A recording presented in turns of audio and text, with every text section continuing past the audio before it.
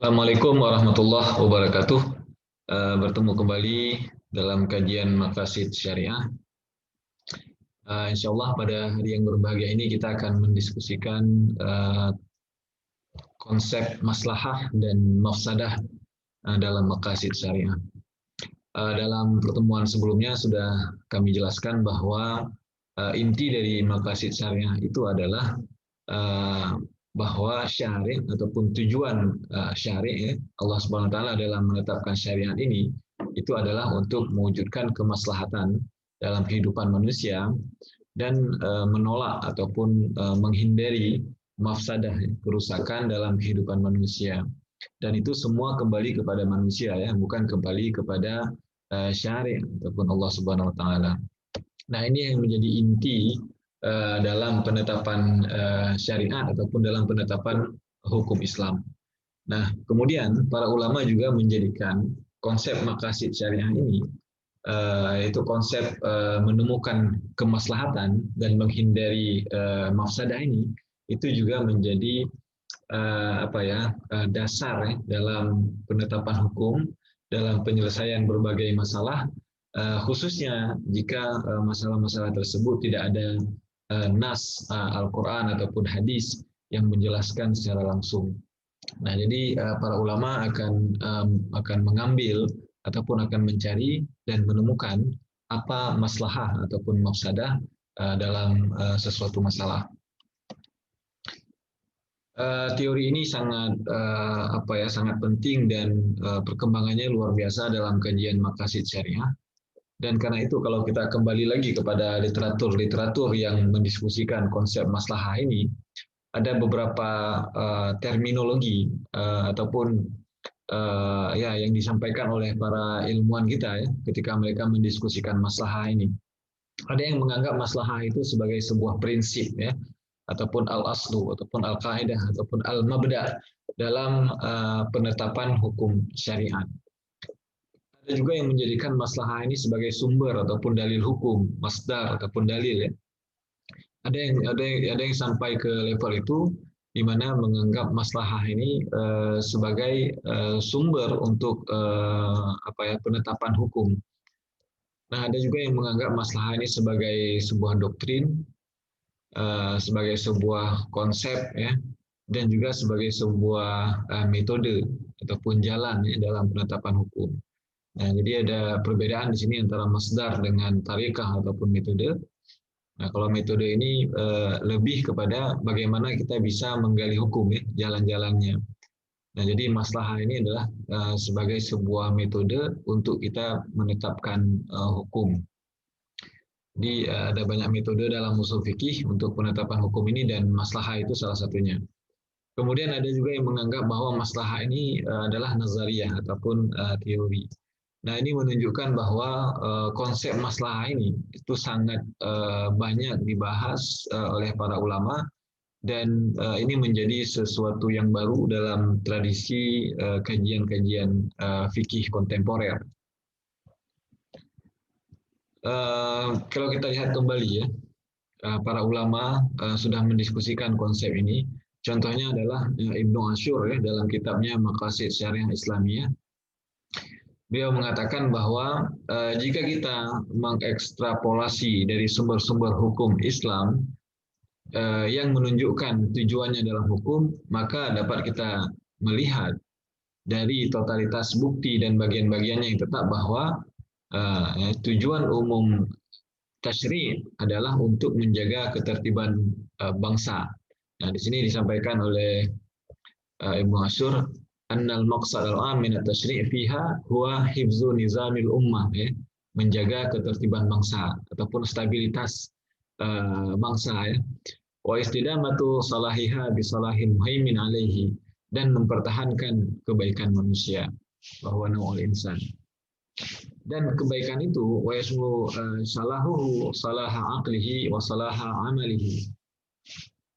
Yang dimaksudkan dengan kebaikan itu mencakup kebaikan dalam hal pikiran ataupun akal dan kebaikan dalam hal pekerjaan ataupun amal ya, tindakan, dan kebaikan yang dia miliki tentang asal usul dunia tempat dia tinggal.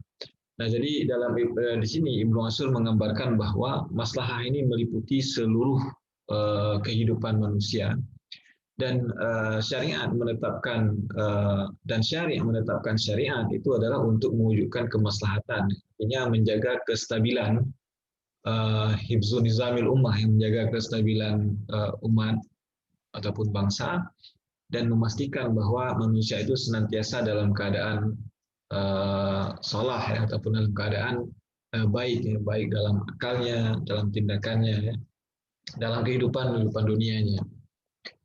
Kemudian Ibnu Qayyim al-Jauziyah ini sebuah ungkapan yang sangat terkenal yang selalu dikutip ya di dalam tulisan-tulisan tentang maqasid syariah ini. Ibnu Qayyim mengatakan begini, Inna syariah mabnaha wa asasuha alal hikam wa masalihin ibad fil ma'ashi wal ma'ad. Wahya adlun kulluha wa rahmatun kulluha wa masalihu kulluha wa hikmatun kulluha. Wa kullu mas'alatin kharajat anil adli ilal jawr wa anil rahmati ila diddiha wa anil maslahati ilal mafsadah wa anil hikmah ilal ba'th falaysat minas syariah wa in udkhilat fiha bit ta'wil. Ini sebuah ungkapan yang sangat terkenal ya. Sesungguhnya syariah bangunannya dan landasannya di atas hikmah dan maslahah dalam kehidupan dunia dan akhirat adalah keadilan, kebaikan, dan hikmah seluruhnya. Jadi setiap masalah keluar dari keadilan menjadi ketidakadilan, dari rahmah ke yang menentangnya ataupun kezaliman, dari manfaat ke kerusakan, ini bukan syariah. Walaupun coba diinterpretasikan demikian. Nah, di sini Ibnu Qayyim dengan tegas mengatakan bahwa inti dari syariah itu maslahah, dan inti dari maslahah itu adalah hikmah, adalah keadilan, adalah kebaikan. Nah, jadi ketika sudah berubah ke arah yang lain, sudah berubah dari keadilan menjadi ketidakadilan, dari hikmah menjadi kezaliman, ya, kemudian dari manfaat berubah menjadi kerusakan, maka sudah bisa dipastikan itu bukan syariah. Walaupun kita coba mengatakan bahwa ini adalah syariah. Nah, di sini dapat kita ambil beberapa pokok pikiran. Yang pertama bahwa syariah itu dibangun atas dasar kemaslahatan dan menolak adanya mafsadah ataupun kerusakan dalam kehidupan manusia di dunia dan di akhirat. Kemudian, syariah selalu berhubungan dengan kemaslahatan. Jadi dalam prosesnya, mulai dari penetapan syariah itu semenjak dibawa dalam risalah Rasulullah SAW sampai zaman ini berakhir, ya, ataupun dunia ini berakhir, itu selalu dalam kerangka berhubungan dengan maslahat. Ya, inti dari penerapan syariat Islam itu juga adalah dalam rangka mewujudkan kemaslahatan dalam kehidupan manusia. Nah, karena itu Rasulullah SAW mendorong umatnya untuk melakukan kebaikan dan menjauhi kerusakan. Karena itulah yang dimaksudkan dengan syariat. Nah, syariat juga selalu menunjukkan kepada kemaslahatan, meskipun tidak diketahui keberadaan letak kemaslahatannya. Dan Allah memberi kepastian bahwa semua kemaslahatan yang ada dalam syariat tidak akan menimbulkan kerusakan. Nah, jadi syariah ini selalu akan membawa kita kepada kemaslahatan dan akan memberikan karinah ataupun petunjuk-petunjuk yang jelas ya, di mana kemaslahatan dalam setiap perintah dan larangan, dalam setiap hukum-hukum yang ditetapkan oleh syara. Ya. Nah, jadi itu intinya. Sekarang kita coba melihat apa itu maslahah dan apa itu mafsadah ya. Maslahah berasal dari kata as-salah yang berarti kebaikan atau manfaat ya. Lawannya adalah mafsadah. Mafsadah artinya keburukan ya, ataupun kerusakan ya. At-talaf ya, kebinasaan, kemudaratan. Nah, itu mafsadah ya. Jadi intinya maslahah adalah sesuatu yang dapat membawa kebaikan dan dapat menolak kemudaratan. Nah, ada yang mengungkapkan maslahah ini artinya al-manfaah ya, ataupun an-naf'u, manfaat ya.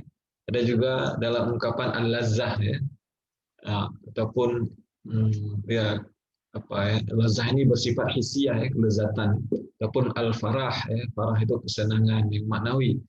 Nah, jadi maslahah ini sebuah konsep umum di mana di situ mengandung mengandung konotasi-konotasi kebaikan, ya, kemanfaatan, ya, kesenangan. Nah, itu semua terangkum dalam konsep maslahah, kesejahteraan juga ya. Nah, sementara mafsadah itu adalah keburukan, ya, keburukan, kerusakan, kebinasaan, ya, sia-sia. Nah, itu masuk dalam konsep mafsadah. Nah, jadi syariat ini ingin membawa ataupun ingin mewujudkan kemaslahatan dalam kehidupan manusia dan ingin menolak mafsadah, ya, kerusakan dalam kehidupan manusia. Nah, Imam Ghazali di sini membaginya kepada dua. Ada yang disebut mafsadah maslahah hakikiyah ataupun mafsadah hakikiyah, yaitu yang dapat secara langsung membawa kepada terwujudnya kemaslahatan ataupun terhapusnya, ya, kemaslahatan. Yang lima, ada mafsadah ataupun maslahah majaziyah, ya. Majaziyah ini seperti wasilah yang dapat membawa kepada terhapusnya kemaslahatan tadi. Nah, contohnya pelarangan zina, ya. Pelarangan zina. Nah, maslahahnya adalah untuk menjaga kelangsungan keturunan manusia. Nah, kalau itu maslahah hakikiyahnya ya. Nah, kalau masalah majaziyahnya itu adalah, nah, jalan-jalan yang dapat membawa kepada itu juga menjadi larangan ya di dalam syariat. Nah, ya, jalan-jalan yang membawa kepada zina itu juga dilarang dalam syariat. Nah, seperti misalnya pelarangan riba ya. Nah, riba itu adalah maslahah hakikiyah ataupun mafsadah hakikiyah ya. Nah, jalan-jalannya itu disebut sebagai mafsadah majaziyah, seperti ya, jika riba dilarang, maka kita juga dilarang mendirikan lembaga-lembaga yang memproduksi riba. Nah, nah jadi itu disebut mafsadah majaziyah.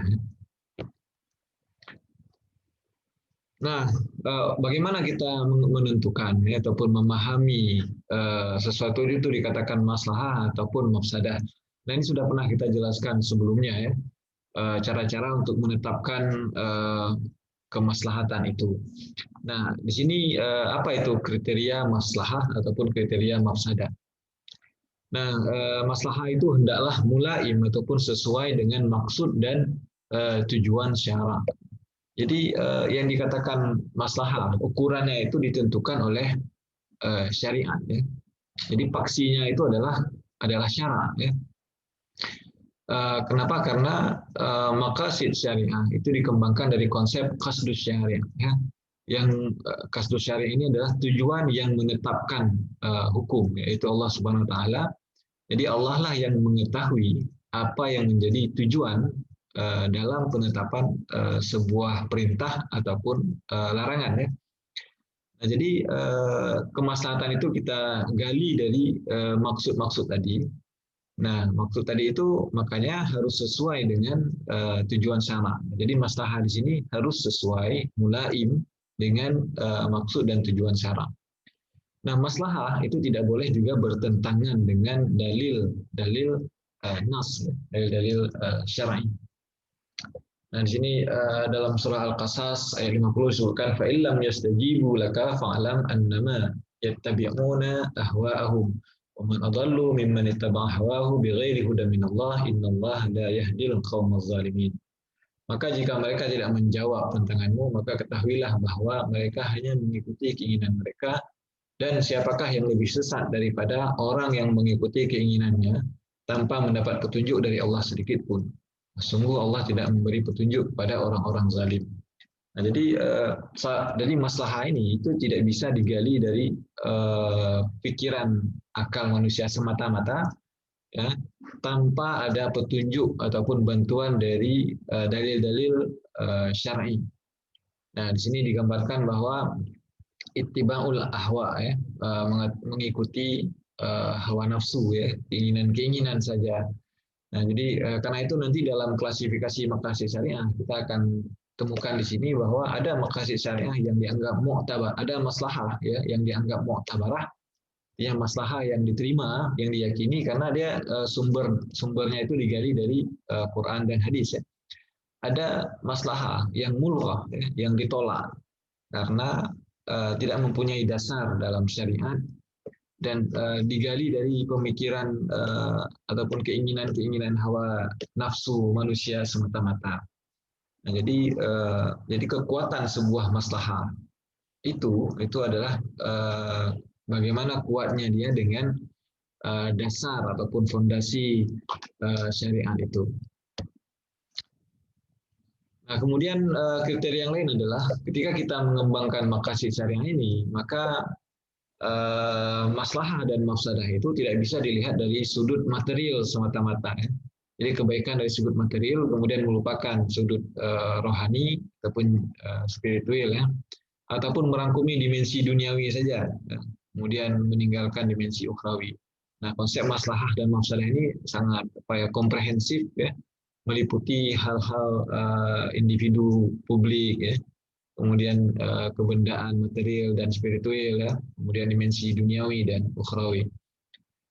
Kemudian yang keempat, maslahah dalam realisasinya harus dapat menarik maslahah dan menolak mudarat. Ini sudah jelas. Kemudian maslahah harus dapat dicapai dan diterima secara logis oleh akal sehat. Nah, jadi syariat itu juga makul sifatnya. Syariat ini ya dipahami, bisa dipahami oleh akal. Syariat itu sangat rasional. Ya. Nah, jadi kenapa misalnya minuman keras itu dilarang? Nah, itu kita bisa melakukan rasionalisasi sesuai dengan bisa diterima oleh akal. Kenapa pernikahan itu disyariatkan? Kenapa riba itu diharamkan? Kenapa zakat itu diwajibkan? Nah, ini semua ada tujuan-tujuannya, dan tujuan-tujuan itu bisa diterima secara logis ataupun oleh akal sehat. Nah, jadi ada interaksi di sini antara nas, antara tujuan syariat, ya, dengan proses rasionalisasi, ya, oleh manusia itu sendiri, sehingga manusia ini bisa memahami rahasia-rahasia ataupun tujuan penetapan syariat itu. Nah, ini menjadi penting. Kenapa? Karena biasanya setiap tingkah laku ataupun aksi manusia itu baru bisa dilaksanakan dengan baik, ya, ketika muncul kesadaran dalam diri manusia bahwa di dalam syariat ini itu ada kebaikan-kebaikannya, ada kemaslahatannya. Nah, baru mereka dengan secara rela, ya, akan melaksanakan syariat itu. Nah, penolakan syariat itu demikian juga karena manusia belum bisa menangkap kebaikan di dalam penetapan syariat tadi, sehingga mereka tolak. Jadi di sini yang harus kita coba pecahkan, ya. Bagaimana maqasid syariah ini kita kemukakan dan kita rasionalkan sehingga membangun kesadaran dalam diri manusia, lalu kemudian manusia secara sadar akan melaksanakan perintah dan larangan syariat ini. Nah, memang di sini kadang-kala ada ketidaksinkronan, ya. Nah, karena itu nanti perlu dicarikan jalan-jalan ataupun wasilah, ya, bagaimana maqasid ini bisa direalisasikan. Nah, jenis-jenis maslahah. Nah, ini yang saya sampaikan tadi, ya, bahwa pembagian maslahah ini juga ditinjau, ya, dari ketetapannya oleh syarak itu ada yang sangat kuat sehingga bisa dipakai, ada yang harus ditinggalkan, ya. Ada yang levelnya pertengahan. Nah, kita lihat begitu, ya. Nah, yang pertama adalah maslahah mu'tabarah, ya. Maslahah mu'tabarah ini timbangan oleh maslahah itu ditetapkan oleh nas, oleh dalil Quran dan hadis, ya. Jadi karena itu maslahah ini diterima. Contohnya adalah pensyariatan zakat, ya, syariatan nikah, pelarangan riba, pelarangan khamar, maisir. Nah, ini semua dijelaskan dengan sangat eksplisit, ya, oleh syariat, ya, mengapa itu diwajibkan dan mengapa itu dilarang. Nah, jadi ada kemaslahatan di sini, itu disebut sebagai kemaslahatan yang mu'tabar. Kemudian ada kemaslahatan mulghah, ya, yang ditolak. Kebaikan atau keburukan yang mungkin diterima akal pada zahirnya, tetapi ya ditolak keras oleh nas syara'. Kenapa ditolak? Karena tidak ada dasar dalam Al-Quran dan hadis, dalam nas, ya. yang menyatakan bahwa itu maslahah. Jadi maslahah ini muncul murni dari akal pikiran kita saja, tapi tidak ada mulaimnya, tidak ada kesesuaiannya dengan syariat. Contohnya adalah suku bunga. Nah, suku bunga ini bisa kita rasionalkan. Kenapa suku bunga ini menjadi sesuatu yang boleh dibayar? Ya? Nah, karena kompensasi kepada pengorbanan orang yang meminjamkan uang, ya, karena inflasi dan lain sebagainya. Nah, tapi ini semua kan ya rasionalisasi kemaslahatan oleh pikiran kita saja. Kan, tapi oleh syariat ini dilarang. Di mana disebutkan wahallallahu bai'a wa harrama riba. Jadi suku bunga ini masuk dalam kategori riba dan karena itu dilarang. Walaupun kita bisa melakukan rasionalisasi ya akan apa ya ataupun bisa melakukan justifikasi. Nah, contoh yang lain adalah minuman keras. Nah, minuman keras ini bisa menghangatkan badan, nah, tapi itu juga dilarang karena ada dalilnya ya, yang melarangkan innamal khamru wal maisiru wal ansabu wal azlamu rijsun min amalis syaitan. Nah, demikian dengan judi itu juga dilarang walaupun bisa mendatangkan apa ya pendapatan kepada negara misalnya. Nah, kan tapi ini dilarang. Jadi itu disebut sebagai maslahah mulghah ya. Nah, yang ketiga adalah maslahah mursalah. Nah, maslahah mursalah ini adalah suatu maslahah di mana syariat mensyariatkan suatu hukum untuk menetapkannya dan tidak ada dalil syara yang menunjukkan atas pengakuannya ataupun pembatalannya. Nah, Muhammad Abu Zahra mengatakan maslahah mursalah segala kemaslahatan yang sejalan dengan tujuan-tujuan syariat dalam mensyariatkan hukum Islam dan kepadanya tidak ada dalil khusus yang menunjukkan tentang diakuinya ataupun tidaknya. Nah, jadi ini kemaslahatan yang mungkin kita gali dari akal pikiran kita. Karena tidak ada dalil yang menunjukkan kepada itu ya. Jadi tidak ada dasarnya dalam nas ya. Nah, jadi karena itu manusia mencurahkan pikirannya, ilmunya, ijtihadnya untuk menggali kemaslahatan di dalam bidang-bidang tadi ya, bidang yang tidak ada dalilnya. Apakah dilarang ataupun diperintahkan ya, tidak ada pengakuannya ataupun pembatalannya. Nah, masalah dalam konteks ini itu disebut sebagai maslahah mursalah ataupun maslahah al-maskud anha, ya, kebaikannya yang didiamkan mengenainya. Nah, ruang ini sangat sangat besar dalam kehidupan manusia ya, apalagi dalam konteks muamalah ya. Dalam konteks muamalah, masalah mursalah ini sangat luas ruangnya dan bisa kita masuki apalagi jika ilmu-ilmu sudah berkembang. Nah, ini semua menjadi bahan kepada manusia untuk menggali ataupun menemukan kemaslahatan itu. Nah, contohnya pengumpulan mushaf Al-Quran. Nah, ini tidak ada dalilnya, tapi dilakukan oleh para sahabat. Pendirian lembaga keuangan syariah. Nah, ini tidak ada dalilnya juga. Ya, kita mendirikan lembaga keuangan syariah untuk membantu pengusaha dalam hal pembiayaan, gitu kan? Ya, untuk menyalurkan dana dari masyarakat yang memiliki surplus dana kepada masyarakat yang membutuhkan dana. Nah, ini masuk dalam konteks maslahah mursalah, peraturan lalu lintas jalan raya, aturan tanda, pelabelan halal. Nah, ini tidak ada di dalam syara ya, dalam syara ya. Nah, jadi kemaslahatan ini diakui dan dianggap sebagai maslahah mursalah selama tidak ditemukan nanti dalil-dalil yang bertentangan dengan apa yang dilakukan. Nah, pembagian yang lain ya, ditinjau dari berdasarkan nasnya juga, dari dasar nas ataupun syara, ya ada maslahah qat'iyah. Nah, maslahah qat'iyah ini maslahah yang diyakini sepenuhnya. Kenapa? Karena ada dalil nas yang sarih, yang jelas menyatakan bahwa itu maslahah. Ya. Contohnya menjaga agama, menjaga akal, menjaga nyawa, menjaga keturunan, menjaga harta. Nah, ini semua ada dalilnya yang qat'i, yang bisa kita meyakini bahwa ini adalah kemaslahatan. Ada maslahah zaniyah, yaitu maslahah yang tidak pasti. Jadi kenapa? Karena dalilnya kurang kuat. Dalilnya dalil zanni. Nah, ini bisa juga diperhitungkan maslahah ya, dan mampu diresionalkan. Ya. Dan ini bisa dipakai. Contoh, hakim tidak boleh menjatuhkan hukuman ketika sedang marah. Nah, ya. Nah, karena kalau marah ya emosi kita jadi tidak stabil dan keputusan kita nanti menjadi tidak adil. Ya.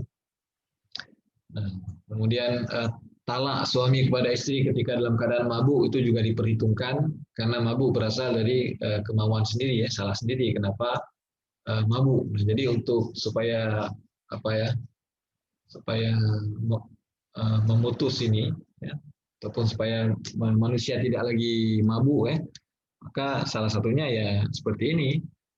Talak itu tetap dianggap jatuh kalau ketika mabuk. Nah, ini tujuannya supaya dia tidak mabuk lagi, supaya manusia tidak mabuk. Karena ketika kita mabuk kita tidak sadar banyak hal-hal yang kita lakukan bertentangan dengan syariat. Ya. Kemudian ada masalah wahmiyah. Nah, masalah wahmiyah ini masalah yang ditemukan keraguan ataupun kesilapan padanya. Karena dalilnya kurang kuat, ya. Dalilnya tidak kuat. Nah, ya pada mulanya mendatangkan kebaikan, tetapi setelah diteliti yang mendatangkan keburukan yang lebih besar ataupun menghilangkan kebaikan lain yang lebih besar darinya. Ya, misalnya tidak mendenda kepada pelaku curang di pasar. Nah, ada orang melakukan kecurangan di pasar, tapi kemudian tidak kita ambil tindakan karena mungkin sayang, ya, karena ya. Nah, tapi ini akhirnya nanti akan membawa kerusakan pada sistem pasar itu sendiri. Karena ketika tindakan tidak diambil, ya orang semakin lama ya semakin berbuat curang dan lain sebagainya. Menghisap rokok untuk menenangkan diri. Nah ini kita anggap maslahah, padahal sebenarnya tidak ya. Nah karena itu disebut sebagai maslahah wahmiyah. Wahmiyah itu anggapan kita saja bahwa itu maslahah. Kemudian ada ditinjau dari cakupannya, ada maslahah kulliyah, ada maslahah juz'iyah. Ya. Maslahah kuliah ini maslahah yang mencakupi seluruh manusia ataupun sebagian besar manusia, sebagian besar masyarakat. Ya. Menjaga negara dari serangan musuh, menjaga persatuan masyarakat dari perpecahan. Nah, ini semua adalah maslahah kuliah. Nah, maslahah juz'iyah ini maslahah yang skopnya itu apa ya terbatas, skopnya itu kecil, perorangan. Nah, contohnya pensyariatan gadai. Gadai ini disyariatkan yang khusus bagi mereka yang bertransaksi gadai, keharusan menjadi dokter. Ya, tidak semua orang perlu menjadi dokter. Nah, tapi perlu ada sebagian kecil masyarakat yang menjadi dokter untuk menolong orang lain. Demikian juga dengan profesi-profesi yang lain. Nah, ini dianggap sebagai maslahah juz'iyah. Ya. Jadi penerapan maslahah dalam konteks skopnya saja ataupun cakupannya saja. Nah, oke, mungkin demikian paparan saya pada hari ini. Mudah-mudahan bermanfaat ya. Mohon maaf kalau ada kekurangan. Insya Allah bertemu kembali dalam kajian-kajian Maqasid Syariah berikutnya. Assalamualaikum warahmatullahi wabarakatuh.